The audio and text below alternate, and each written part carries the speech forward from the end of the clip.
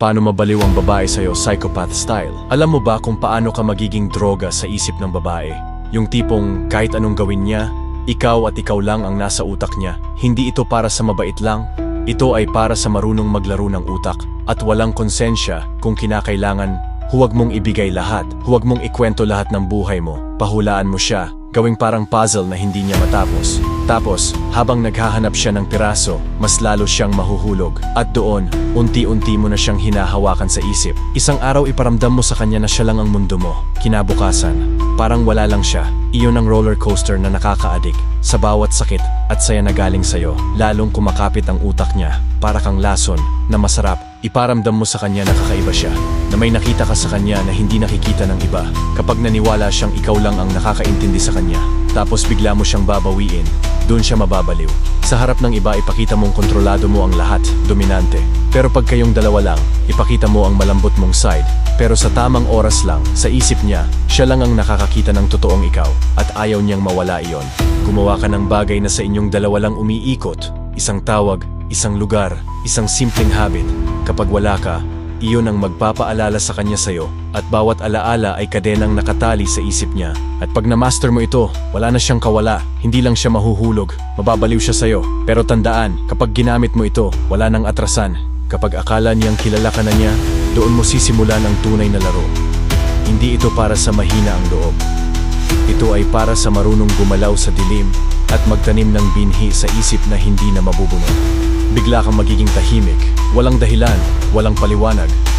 Ipaparamdam mong may mali pero hindi niya alam kung ano. Doon siya magsisimulang mag-isip ng mag-isip hanggang masira ang ritmo niya. Magbibigay ka lang ng lambing kapag deserve niya sa paningin mo. Hindi sa tuwing gusto niya, kundi sa oras na ikaw lang ang pipili. Gusto niya ng control, pero ikaw ang may hawak ng switch. Ipasilip mo lang ng konti na may iba pang humahanga sa'yo. Hindi para saktan siya, kundi para iparamdam na pwedeng mawala ka. Ang takot na iyon ang magpapakapit sa kanya ng mas mahigpit. Mag-iiwan ka ng tanong na walang kasagutan. Yung tipong bago siya matulog, iyon pa rin ang iniisip niya. Paulit-ulit hanggang sa wala ng ibang laman ang utak niya, kundi ikaw. Sa puntong iyon, hindi ka na niya basta gusto. Kailangan ka na niya. At kapag ang isang babae ay umaasa sa'yo para sa emosyon niya, hawak mo na ang buong laro. Kapag nasa kamay mo na ang emosyon niya, oras na para pasukin ang pinakamadilim na bahagi ng isip niya. Hindi na ito laro ng simpleng kilig at sakit. Ito ay pagsasanib ng isip niya sa'yo hanggang mawalan siya ng sarili. Gayahin mo ang mga paniniwala, galaw, at hilig niya para maramdaman niyang ikaw ang soulmate niya. Pero sa likod noon, dahan-dahan mong papalitan ang mga paniniwala niya ng mga paniniwala mo. Gumawa ka ng maliit na bagay na magtitrigger ng kaba o takot niya. At ikaw lang ang makakapagpatahan. Sa ganitong paraan, matututo siyang hanapin ka sa oras ng kahinaan. Ikwento mo ulit ang mga alaala niyo pero sa bersyon na gusto mo, kahit dagdagan o bawasan mo ang katotohanan. Kapag naniwala siya sa binago mong kwento, ikaw na ang magiging source ng katotohanan niya. Magpinta ka ng imahe ng hinaharap niyo na puno ng emosyon at pangako. Pero huwag mong ibigay lahat. Panatilihin mo siyang nakaabang, naghihintay, at naniniwala na ikaw lang ang susi ng pangarap niya. Sa puntong ito, hindi lang siya nahuhulog, nabura mo na ang linya sa pagitan ng sarili niya at ng sarili mo. At kapag nawala ka, para na ring nawala ang mundo niya. Ito na ang punto na kahit mawala ka sa paningin niya, hindi ka mawawala sa utak niya. Hindi ka na lang alaala, ikaw na ang sistema ng pag-iisip niya. Dito, kahit tapos na kayo, ikaw pa rin ang may hawak ng remote. Mag-iwan ka ng isang bagay na sa tuwing makikita niya, maririnig niya, o maaamoy niya, ikaw ang unang papasok sa isip niya. Ito ang magiging switch na magbabalik ng lahat ng emosyon sa kanya kahit gaano katagal na ang lumipas. Huwag mong ibigay ang malinaw na ending. Umalis ka na may bitin na sagot, may kulang na paliwanag. Kapag walang closure, utak niya na mismo ang paulit-ulit na babalik sa'yo para hanapin iyon.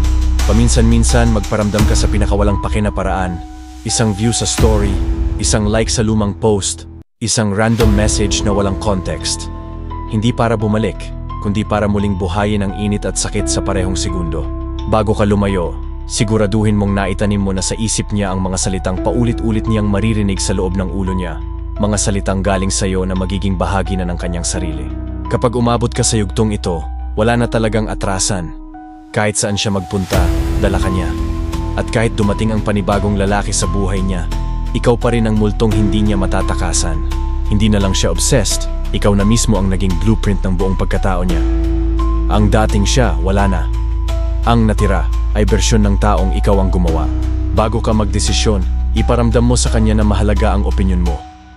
Pero sa bawat payo mo, dahan-dahan mong binabago ang panlasa, desisyon, at ugali niya para maging tugma sa gusto mo. Turuan mo siyang gumamit ng mga salitang ginagamit mo, paulit-ulit. Sa una nakakatuwa lang, pero kalaunan pati tono at paraan ng pagsasalita niya ay magiging kopya mo. Dahan-dahan mong itulak siyang lumayo sa mga taong hindi mo gusto. At papalitan mo ng mga koneksyon na ikaw ang may access o impluensya. Sa ganitong paraan, lahat ng paligid niya ay echo chamber ng boses mo. Ipaalala mo sa kanya na ikaw lang ang nakakita ng totoong siya. At kapag naniwala siya rito, lahat ng validation na kailangan niya ay manggagaling lang sa'yo. Kapag natapos mo ito, hindi mo na kailangang mag-effort para kontrolin siya. Dahil kahit wala ka na sa paligid, gumagalaw siya ayon sa ikaw na nasa loob ng isip niya. Sa puntong ito, hindi ka na lang parte ng buhay niya, ikaw na ang buhay niya. Nasa punto ka na kahit lumayo ka, magbago ka, o mawala ka, siya pa rin ang maghahanap, maghihintay, at gagawa ng lahat para ibalik ka. Wala nang makakaputol sa koneksyon na itinanim mo. Mag-iwan ka ng malalim na emosyonal na sugat na ikaw lang ang nakakaalam kung paano hilumin.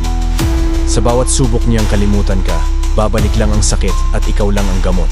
Mag-iwan ka ng mga plano, pangako, at what-if moments na hindi natapos. Ang utak niya ay uulit-ulit sa ideya na baka someday bumalik ka para tapusin iyon.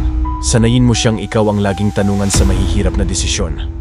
Kapag nasanay siya rito, kahit wala ka, hahanapin niya ang boses mo sa utak niya bago siya kumilos. Bigla kang mawawala sa pinakamainit ninyong punto. Ang pagkawala mo ay magiging kakulangan na hindi mapupunan ng kahit sino, kaya kahit ayaw niya, ikaw ang babalikan niya. Sa yugtong ito, wala ka nang kailangang gawin. Ang sistema ng utak niya ay nakaprogram na para sa'yo. At sa tuwing may mararamdaman siyang saya, lungkot o takot, ikaw ang una at huling taong naiisip niya. Wala ka na sa eksena, pero bawat galaw, desisyon at damdamin niya ay may bakas mo. Para kang invisible hand na humahawak sa direksyon ng buhay niya, kahit hindi na niya alam na ikaw pa rin ang dahilan. Bago ka tuluyang mawala, siguraduhin mong ang ilang kanta, lugar, amoy o simpleng kilos ay automatic na magbabalik ng alaala mo sa kanya. Kahit kasama niya ang bago, ikaw pa rin ang maglalaro sa utak niya. Gawing standard ang paraan mo ng pag-iisip. Sanayin mo siyang sukatin ng tama at maligamit ang mga prinsipyong itinuro mo. Kahit ibang tao ang kaharap niya, utak mo ang gamit niya sa pagdedesisyon. Iwanan mo siyang may mindset na ikaw ang sukatan ng lahat ng lalaki. Sa tuwing may bagong darating, ikukumpara niya ito sa'yo at laging may kulang. Mag-iwan ka ng mga tao o bagay sa paligid niya na may koneksyon sa'yo. Isang kaibigan, isang lugar na madalas mong puntahan, o isang habit na tinuro mo sa kanya. Para kahit wala ka, araw-araw pa rin niyang maramdaman na nandyan ka. Kapag umabot ka sa antas na ito, hindi na mahalaga kung anong sitwasyon niya o sino kasama niya. Ikaw na ang permanenteng bahagi ng pagkatao niya. Hindi na lang siya nababaliw sa'yo, ikaw na ang naging bahagi ng kung sino siya. Kapag nasa kamay mo na ang switch, kaya mong sirain o buuin ang emosyon niya sa isang pindot lang. Kahit ilang taon ang lumipas, ikaw pa rin ang magdidikta kung magiging buo siya o madudurog muli. Bago ka mawala, siguraduhin mong may iniwang isang kahinaan na ikaw lang ang nakakaalam. Maaaring isang insecurity, takot, o sikreto na kapag binanggit mo, babalik lahat ng emosyon at sakit na gusto mong ibalik. Alamin ang pinakamasayang alaala niyo at gamitin ito bilang pain. Sa tamang oras, ipaalala mo ito para iangat siya. O baliktarin mo ang kwento para gawing panibagong sugat. Huwag mo lang siyang sirain, ikaw rin ang magbibigay ng ginhawa. Sa tuwing babalik ka para ayusin siya, lalong tatatag ang cycle na ikaw lang ang solusyon sa problema mo rin ang lumikha. Hindi mo kailangang laging aktibo. Pumili ka ng oras kung kailan siya pinaka-stable at masaya, saka ka papasok para guluhin ang foundation na binuo niya. Ito ang magtitiyak na hindi siya makaka-recover ng tuluyan. Sa yugtong ito, wala nang iba pang mas mataas na level.